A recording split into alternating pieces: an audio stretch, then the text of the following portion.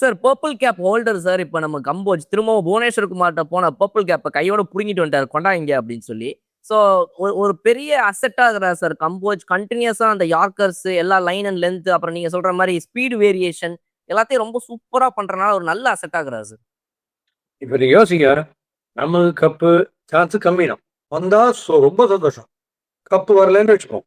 ஆனா நீங்க பாருங்க, ஃபீல்டிங்ல சர்ஃபராஸ் மாதிரி பிரில்லியன்ட் கேட்சஸ் பிடிக்கிறது. கம்போஜ் மாதிரி line and length middle stump யார்கர்லின் அப்படி. Dewald Brevis brilliant fielding, batting அடிச்சாருன்னா super. Overton terrorising bowling on helpful wickets. Batting உள்ள வந்தா அதான் 2 6. நம்ம ஃபெரேரா அடிக்கிற மாதிரி. ஃபெரேராவும் ஒரே மாதிரி அடிக்கிறாங்க 6. இப்படி எத்தனை பிளஸ் பாயிண்ட்ஸ் பார்க்க பயனே இருக்கு. ஃபார்ம்லயே இல்லை நீங்க ருத்ராஜ் கேக்வாட் திடீர்னு வராரு, 2 இன்னிங்ஸ் கேரி பண்ணி நல்ல பெரிய ஸ்கோர் அடிச்சா ஜெயிக்கிறோம். அந்த மாதிரி ஒரு ஒரு பேட்டிங் அவுட் ட்ரெண்ட். இவரு 2 செஞ்சுரின்றாரு சஞ்சு சாம்சன்.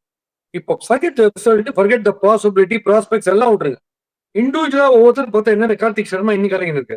அப்ப எத்தனை பிளஸ் பாயிண்ட்ஸ் டீமுக்குள்ள வந்து இருக்குன்றது பாத்தீங்களா? அதுதான் சொன்னேன், இந்த ரிசல்ட்டையும் விட்டுடுங்க. ஈச் மேட்ச் ஃபைனல்ஸ் மாதிரி ஆடியே போங்க. பட் ஓவரால் அவுட்புட் இப்படி பண்ணும்போது டெரிஃபிக் டீமா அடுத்த சீசனுக்கு ஃபார்ம் ஆயிடும். அது அறிகுறி கிளீனா தெரியுது. அது அவங்களுக்கு புரியுதா எனக்கு தெரியல. பட் அவன் வந்து play for the team that's all.